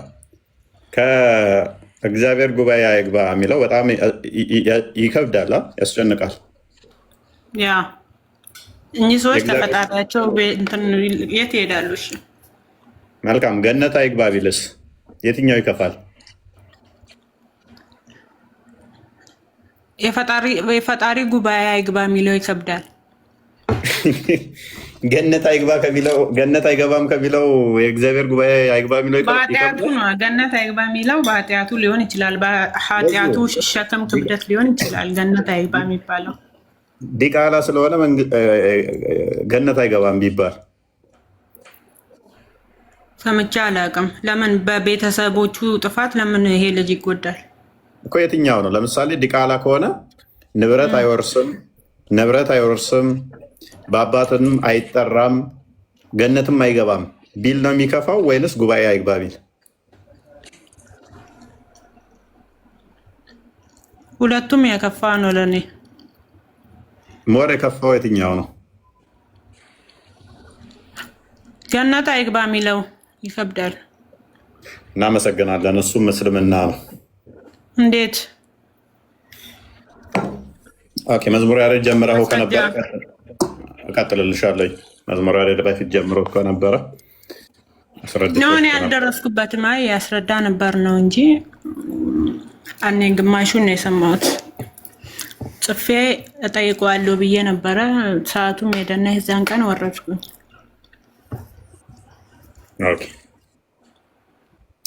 ኤኒዌይስ መመለስ ይፈልጋለህ? ትቀጥላለህ? እንትና ቆስታ ይቀጥልሽ። የእስልምናውን እናንሳ ትችላለሽ። የእስልምናውን ለምን የኔን ኩዌሽን መልስልኝ መጀመሪያ። ዲያቆንሽ የጀመሩትን ይቀጥሉና እስልምናውን። እሺ አይ ቲንክ ዘዳግም ምዕራፍ 23 ነው አይደለ? ከቁጥር 7 ምናምን አካባቢ ከአንድ ጀምሮ 23 ነው።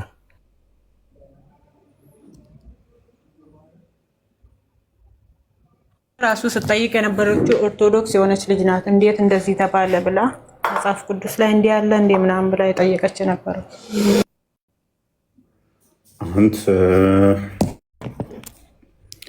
ኦኬ ዲቃላ ወደ እግዚአብሔር ጉባኤ እንትን በለው ነጋ ነው ሳካ ያደረገው።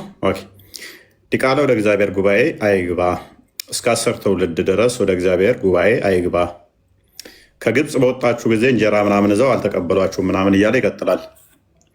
ኦኬ ዝቅ አድርገው። ዲቃላ ወደ እግዚአብሔር ጉባኤ አይግባ ሲል የእግዚአብሔር ጉባኤ ኦኬ የእስራኤል በኮቨናንት ውስጥ ያሉት አንድም ጉባኤ ተብለው እነሱ ይጠራሉ። እንደገና ደግሞ ለጦርነት የሚሄዱም የሚሰለፉም የእስራኤል ለጦርነት የተመረጡም ጉባኤ ተብለው ይጠራሉ። እስከ 10 ትውልድ አይግባ ሲል 10 1 2 3 ትውልድን ያንን ብቻ የሚጠቁም ሳይሆን ፍጽምነትን የሚያሳይ ነው። ፍጽምነትን የሚያሳይ ነው። ማለትም ፍጹም እስኪሆን ድረስ ንስሐ ገብቶ በንስሐ ተመልሶ ፍጹም እስኪሆን ድረስ ወደ እግዚአብሔር ጉባኤ አይግባ ማለት ነው። 10 ጊዜ እንዲህ ብትለማመጠኝ አልሰጥህም አንድ ነገር ስትል 1 ስጠኝ፣ 2 ስጠኝ፣ 3 ስጠኝ እያለ ቢልህ ማለት አይደለም። 10 ጊዜ ብትለምነኝም ሲል አንድ አካል ምን እያለ ነው? ፍጹምነትን ለማሳየት ነው። ስለዚህ 10 የሚለው አንድ ፍጽምናን የሚያሳይ ነው። ፍጹም እስኪሆን ድረስ አይግባ ነው። ንስሐ ከገባ ግን ይገባል። ንስሐ እንትን ካለ በንስሐ ከተመለሰ ይገባል ማለት ነው።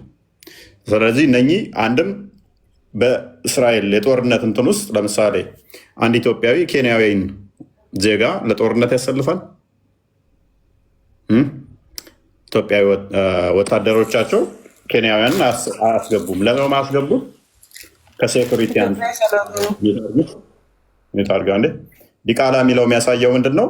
ከእስራኤል ውጭ ከነኛ ጋር ያሉትን እንጂ እዚህ እናትና አባት እንትን ያለውን አይደለም። ከኮቨነንት ውጭ ያሉ ጣዖት ከሚያመልኩ ጋር ከነኛ ጋር እንትን ያሉትን ነው። ዘራቸው ከነኛ ጋር ዘዳግም ምዕራፍ 12 ላይ አስቀድሞ እግዚአብሔር የከለከላቸው አሉ። ከነሱ ጋር አብረው ህብረት እንዳያደርጉ ልጅ ሲወልዱ ልጆቻቸውን ለሞሎክ የሚሰዉ የሚያርዱ ከነኚህ ጋር ህብረት እንዳያደርጉ እንትን ብሏል። እስራኤል ከግብፅ ሲወጣ እየተቃወሙ የነበሩ ናቸው። እነኚህ ወደዚህ ፍጹም እስካልሆኑ ድረስ ወደ ጉባኤው አይግቡ ነው። ወደ እግዚአብሔር ጉባኤ አይግቡ፣ ምክንያቱም ጉባኤውንም ይወክላሉና።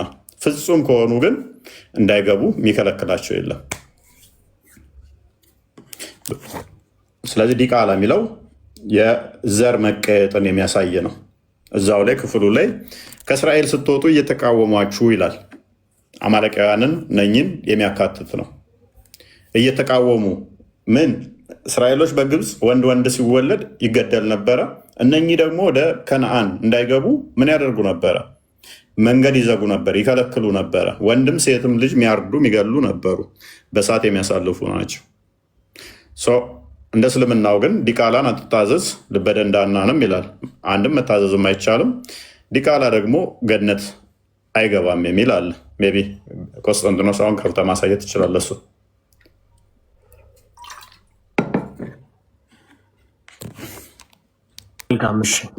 እንግዲህ ተመልከቱ። በዚህ መሰረት እታችን አረብኛ ትችያለሽ? አረበኛ ትችያለሽ? አብቲ አልችልም። ቁርአን እና አረበኛ ይለያያል። አልችልም አረበኛ። እሺ፣ እንደምትመለከቱት አረበኛውን ቀጥታ ያው ትራንስሌት አደርጋለሁ። ያው ትራንስሌት አደርገዋለሁ። እዚሁ እያያችሁት ተመልከቱ። ምን ይላል? የዝሙት ልጅ በጸጋው የሚመካ የማይታዘዝ ልጅና ሰካራም ወደ ገነት አይገቡም። ምን? የዝሙት ልጅ ወደ ምን አይገቡም?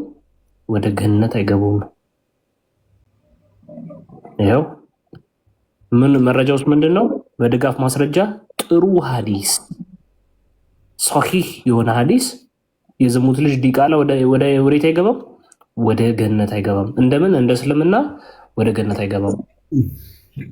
የእግዚአብሔር ጉባኤ ግን ምን ማለት ነበረ? ገነት ማለት ነው የእግዚአብሔር ጉባኤ። ብዙ ሰዎች የእግዚአብሔር ጉባኤ ገነት ይመስላቸዋል፣ መንግስተ ሰማያት ነው ብለው ያምናሉ። ግን አይደለም። እንደ እስልምና የዝሙት ልጅ ገነት አይገባም። ይቅርታ፣ አንድ እንትን ብቻ እኮ ነው የዝሙት ልጅን ብቻ ነው። ብዙ ነው የተጠቀሰው እኮ አንብቤ ያለው። እሺ ይሁን፣ ገነት አይደለም የእግዚአብሔር ጉባኤ ያላቸው። ያ የእግዚአብሔር ጉባኤ ቅድም እንዳልኩሽ ነው። አንደኛ ገነት አይደለም የኛ፣ የአንቺ ደግሞ ገነት ነው አይገባው። ሁለተኛ አንድ ጥያቄ ልጠይቅሽ። በምድርስ የዝሙት ልጅ በአባቱ ይጠራል? እንደ እስልምና ዲቃላ ከተባለ አባት የሌለው ልጅ ማለት አይደል? ዲቃላ ማለት ያለ አባቱ ማይታወቅ ንብረት መውረስ ይችላል? አባቱ ካልታወቀ የምን ንብረት ይወርሳል? ቢታወቅ ራሱ ንብረት መውረስ አይችልም። በቃ አንቺ ለምሳሌ ኒካ በፊት ኒካ ከሌለ ለኒካ ብወልጂ ልጁ አባትሽ አይምን ልጅሽ አባቱ ስማ አባት አይኖረውማ። አልወልድም ኢንሻአላህ አላቅም። አልወልድም ሳይሆን ፍርላላዚ አንቺ ወልጂ ለሴ ከኒካ በፊት ወልጂ ኢቭን ኤግዛምፕል ያ ወልደሽ የወለደልሽን ያስወለደሽን እሱን እንኳን ብታገቢ ከኒካ በፊት ስለሆነ ያስወለደሽ ልጁ ያባቱ አይደለም፣ ያንቺ ባለቤት በሱ አይጠራም፣ ንብረትም አይወርሰው። እንደ ሸሪዓው እንደዛ ነው። ሁለተኛ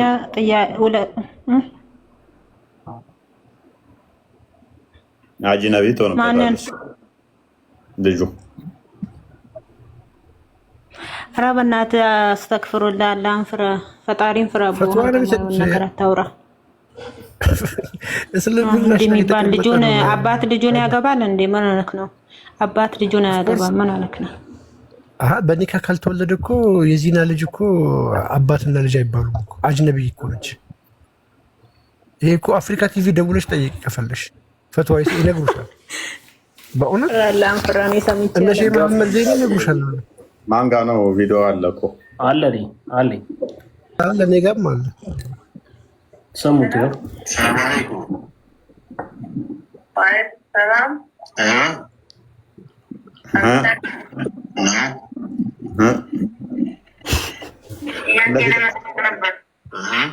ለቤት አድርገው።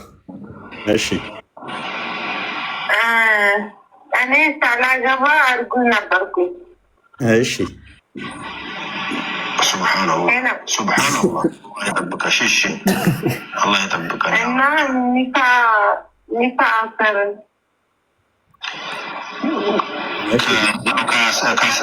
ካስረገዘሽ ወንድ ጋር ማለት ነው?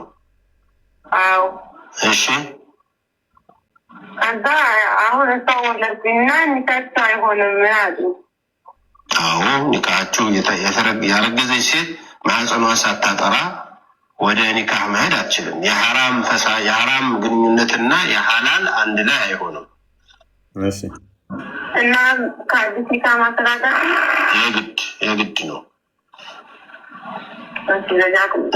ልጁ ራሱ የእሱ ልጅም አይባልም። ልጁ የእሱ ልጅ ነው ብላችሁ ወደ እሱ አትወሰዱ። የእንጀራ ልጁ ነው የሚሆነው። ተመልከቱ እንግዲህ የራሱ ልጅ ምንድን ነው የሚሆነው? የእንጀራ ልጁ ነው የሚሆነው። ወደ እሱ ጭራሽ ይዛችሁት አትሂዱ። የእሱ ልጅ አይባልም እንጂ ልጁ አይደለም፣ የእሱ ልጅ አይደለም።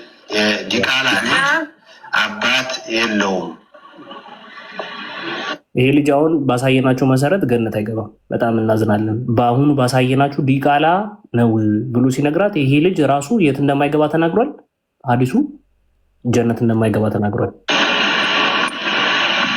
እና ምን ማድረግ አለብን? ምን ታረግ? ከሌላ ወንድ ወልደሽው እንደመጣሽው ልጅ ቁጠሪና የእንጀራ ልጅ ሆኖ ያድጋል። እና ከሱ ጋር አዲስ ኒካ ማሰር አለብኝ። የግድ ነው። ከዛሬ ጀምራችሁ አብራችሁ መተኛት የለባቸውም፣ ግንኙነት ማድረግ የለባቸውም። ከዛሬ ጀምረሽ ራስሽን አጥብታሽ ከቻልሽ 2-3 ደም እስከምታይ ድረስ ካልቻልሽ ቢያንስ እና ያገባዋል ጋብቻ አለ እንግዲህ እዚህ ጋር የሐራም ልጅ መሆኑ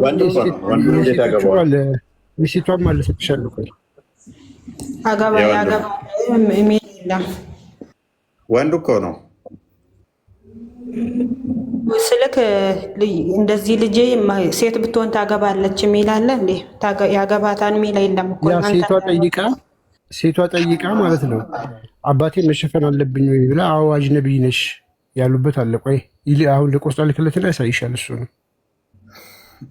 እሺ ሌላ ምን ትፈልጊያለሽ? አይበቃንም? ዛሬ ይብቃን በቃ። ጃረቢ አሁን በተነገረው መሰረት ልጁ አይደለም ተብሎ ተነግሯል አይደለም? አይዳ እንደሰማሽው? አዎ ልጁ አይደለም አለ። በዛ በልጁም እና በአባትየው ጋር ዝምድና ከሌለ እንደ ኖርማል ሰዎች ናቸው ማለት ነው አይደል?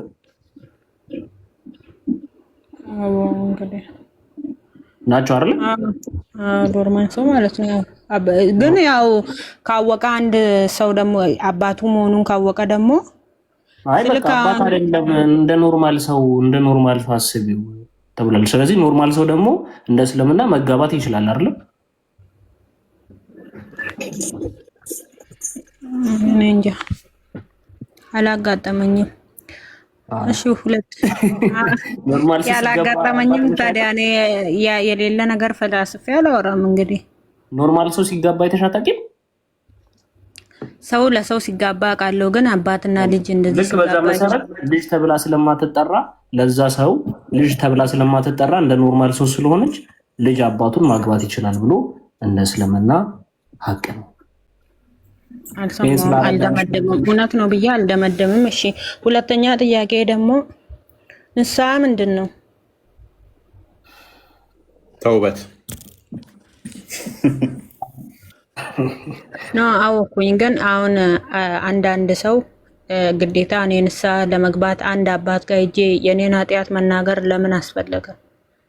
ለፈጣሪ መንገር አሁን ምሳሌ አሁን እግዚአብሔር ነው በእናንተ ፈጣሪ ለእግዚአብሔር አንተ ማረኝ ብዬ ብናገር እሳለ እዛ ቄስ ሂጄ ከመናገር ይልቅ ትችያለሽ። ለምን ለመሐመድ ይነግሩት ነበር አይደል? ለመሐመድ እየሄዱ ይነግሩታል ነበር ወይ?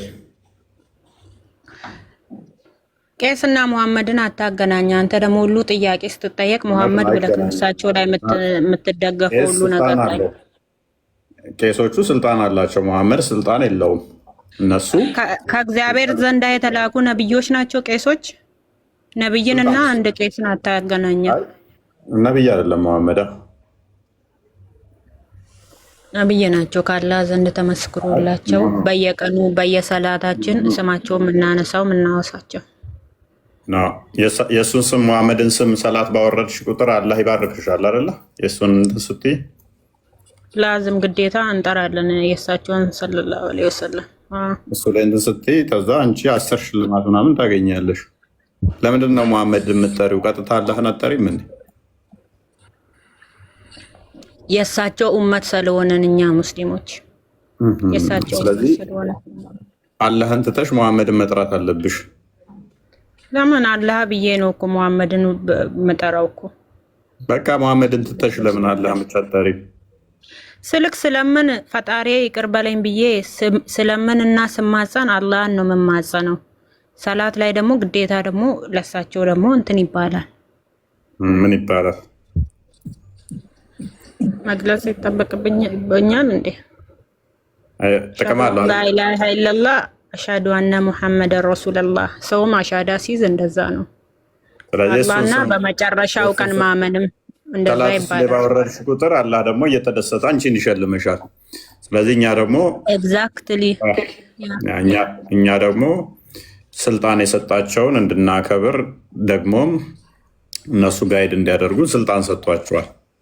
ስለዚህ ስልጣን ስለተሰጣቸው ማቴዎስ ወንጌል ምዕራፍ 16 ላይ ያንን መሰረት አድርገን ንስሐ እንድንገባም ደግሞ እርስ በርሳችን እንድንናዘዝም ዮሐንስ በመልእክቱ ስለነገረን ከዛ አንጻር ነው። እና አሁን ምሳሌ ነው። አሁን እኔ ወደ ክርስትና ገባሁኝ እንበል። ከዛን 21 ማርያም፣ 19 ገብርኤል፣ 12 ሚካኤል ምናምን እያልኩኝ እኔ ላይ ግዴታ ይሆናል መዘከር፣ ግብር ማቅረብ እና ሚካኤል አንተ እርዳኝ ማለት ሚካኤል ምንድን የሚረዳኝ ጌታ ፈጣሪ ያለ ለምንድን ሚካኤል አንተ እርዳኝ ማርያም እናቴ ምናምን የሚባለው? ኦኬ የመሐመድ ሚስቶች እናቶችሽ ናቸው አይደሉም?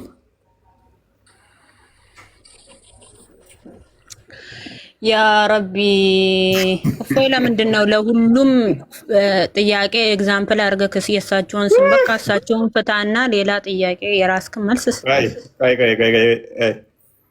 ማርያም እናቴ ማለታችን አስጨነቀሽ።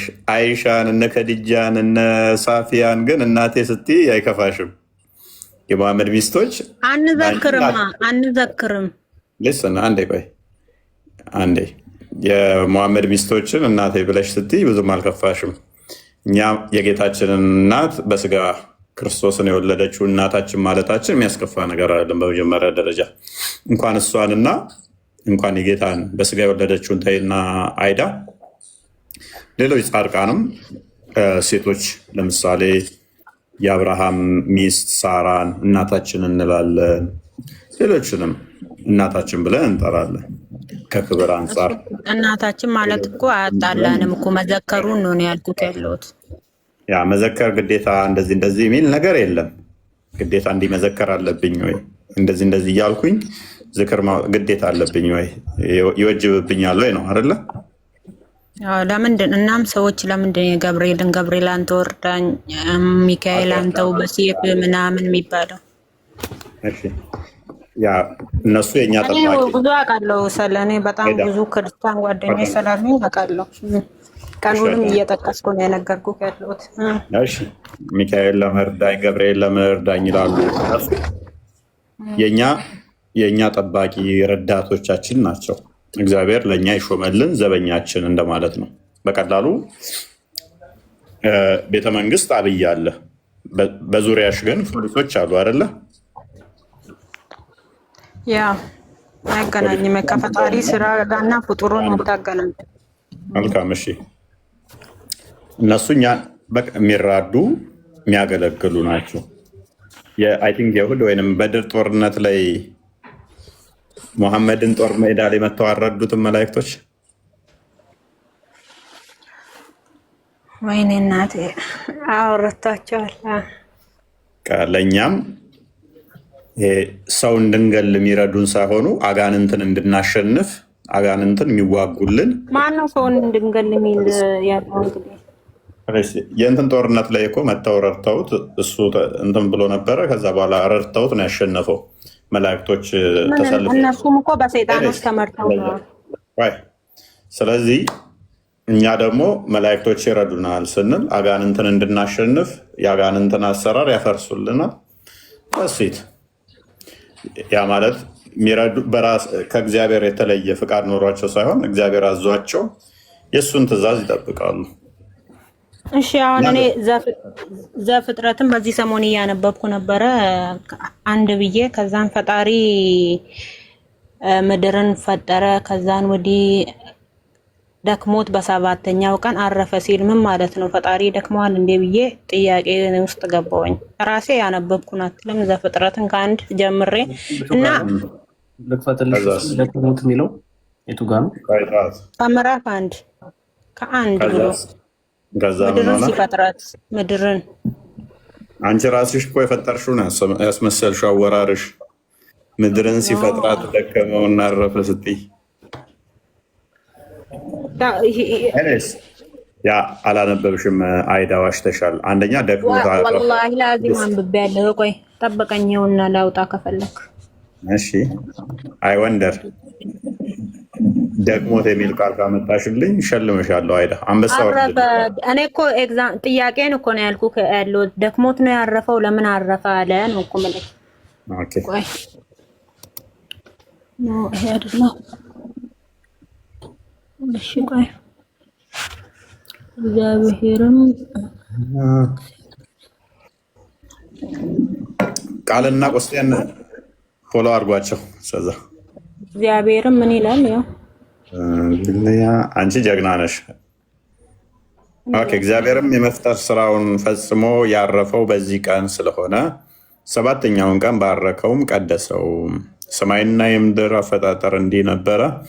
እግዚአብሔር አምላክ ሰማይና ምድርን በፈጠረ ጊዜ እያለ ይቀጥላል። አረፈ የምትለዋን ቃል እዛሽ ነው ኖ ከላይ ቀርታ ነው መሰለኝ። ያው ናውጣ አንቀጹን አስካሳየው ካውጣ እሺ ያው አንብብላት። ከአንድ ነው እኮ 20 ምናምን አይደለም። ከአንድ ምድርን ሲፈጥራት በአንድማ አይደለም መጨረሻ ላይ ነው። ወደ 7 ነው መሰለኝ ቁጥር 7። በሰባተኛ ቀኑም እግዚአብሔር አረፈ ምድርን ከፈጠረ ወደ 7 ነው። አንድ ቁጥር እንትን ነው ምድርን ሲጀምር ነው እሱ ወደ 7 ነው። እግዚአብሔርም ስክሪንሾትን የተላከልሽ አይደል? አንብበሽ አይደል? ወላሂ ላዚም አይደለም፣ ወላሂ አይደለም። እንትን ዳውንሎድ አድርጌ ነው ያነበብኩት ነው። ቆሴ ጊዜ ትግደል ኖ አይ በቃ አረፈ ሲል ምን ለማለት ፈልጎ ነው? በቃ ጥያቄ አረፈ አረፈ ሲል ምን ማለት? ኦኬ አረፈ ማለት ምን ማለት ለመሰለሽ? አረፈ አሁን እኛ በእኛ እንትን ብዙ አክሰንቶች አሉት። በአማርኛ ሲሆን ምን ማለት ፈልጎ? መልካም አንድ ነገር አረፈ ሲባል ምን እያለ ነው? ለምሳሌ አረፍኩ ስትይ አንቺ ምን እያልሽ ነው? አንዳንዴ ሞተም አረፈም ደግሞ ደክሞት። ኦኬ ለሁለቱ ብቻ ነው። ለዚህ ብቻ ነው የሚውለው? አረፈ ሲባል አው ደክሞት ነው እንዴ ፈጣሪ ደከመው ለማለት ፈልጌ ነው እዚህ ጋር። ያ መልካም ዘፍጥረት ምዕራፍ በሰባተኛው ቀን ነው አረፈ የተባለው አይደለ? በሰባተኛው ቀን ምድርን ሰራትና ያ ለምሳሌ እኔ ስራ ብጨርስ ባቆም አረፍኩ አይባልም? በፊት እየሰራው ነበር አሁን መስራት ባቆም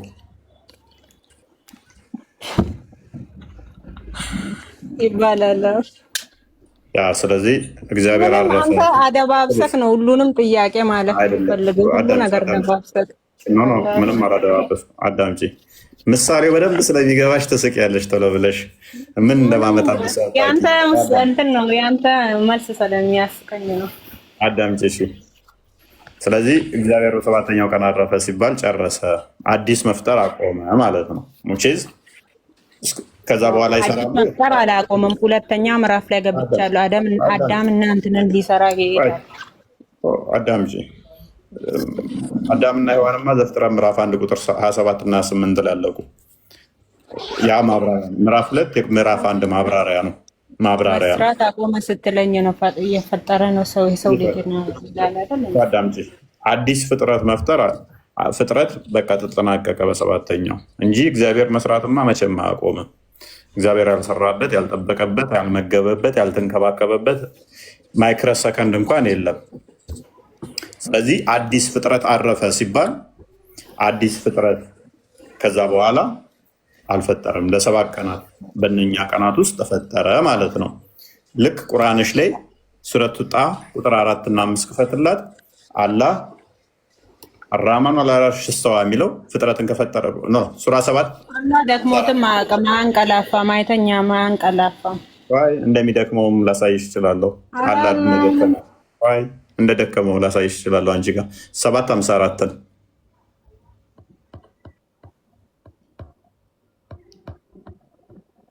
አላህ እንደው ፍጥረትን ከጨረሰ በኋላ ተደላደለ። በፊት አልተደላደለም ማለት ነው። አረፈ ማለት ይሄ ነው። ተደላደለ። ጠበሪ ደግሞ ተቀመጠ ይለዋል ኪታቡ ላይ። ጌታችሁ ሰማያትንና ምድርን በ6 ቀናቶች ውስጥ የፈጠረ አላህ ነው። ከዚያም በአርሹ ላይ ተደላደለ። አረፈ ማለት ይሄ ነው። አንቺ ጋር ደግሞ ምን አለ? ተደላደለ። ምን አድርጎ አልፈጠረና? አይገናኝም። እፎይ አታገናኝ። ተደላደልና አረፈ አይገናኝም። ምን ማለት ነው? ተደላደለ እግሩን አጣምሮተኛ ምን ይልኳለን? መደላደል ማለት ተመቸው። በቃ እኛም ፍጡሮችን ወደ ምድር እንትን ካደ በኋላ ተመቸው ነው። በፊት አልተመቸውም ነበር። ኖ እኛን ፍጡሮቹን ወደ ምድር ሲያወርድ ተደላደለና ደክሞት አረፈ።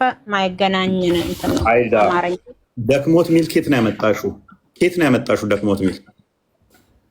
እና እንደዛ ለማለት ፈልጎ ነው እኮ ማንሽ አንቺ እንደዛ ቁርአንሽ ላይ አይሚን የእስልምና መዛግብት ላይ አላህ ደከመው የሚደክመዋል ሚል አለ።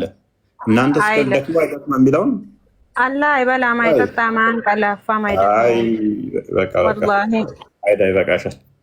አላህ ይደክመዋል የሚል መረጃ እንድንሰጥሽ እንችላለን። አላህ ፍጹም ድካም እንደሚደክመው የሰው ማይመስል ድካም እንደሚደክመው ሊቃውንቶችሽ ያምናሉ። ልሰጥሽ እችላለሁ። መስል ነው። እግዚአብሔር ግን ሰው መሰል ነበር አይደል? የሰው ማይመስል ድካም ብሎ ነገር የለም እባክሽ። ሊቃውንቶችሽ ሲጨንቃቸው ነው የሰው ማይመስል ድካም ነው የደከመው ያሉት። እኛ እግዚአብሔር ደክመዋል ብለን አናምንም። ለዛሬ ይብቃን። አሁን ትወጣላችሁ። አወጡም ከቤቴ አንድ ቆይ ቪዲዮ ገና ሌላ ኮተት ያመጣሉ ራሱ አረውረት 7 ሰዓት ልታደርግብኝ ነው እንደ ገና ራሱ ምናምን ብሎ ቪዲዮ ያመጣል። ቀለኛ ናቸው እነኝህ ሰዎች። 4 ሰዓት ያህል እዚህ ጋር ስቀመጥ አሸንጉሊት መሰልኩት እንዴ? ሰዎች አሸንጉሊት መሰልኳችሁ እንዴ? ቀልደኞች ተኙ። በቃ እናንተ ራሳችሁ በቃ መተኛ ጥሩ እኮ ነው። ተኛ። ቀልደኞች 4 ሰዓት አለ እዚህ ጋር ስቀመጥ ማለት ነው። ግርጣት አስበዋል። አይንህ ሌላ የት እየበራ ቻው ቻው አይሻልም? አይ ቲንክ ነገ ቴሌቪዥን ፕሮግራም ላይ ሜይ ቢ እንመጣለን ይመስለኛል። የሆነ አንድ መራታ ነው ምናምን የሚባል እዛ እንገናኝ።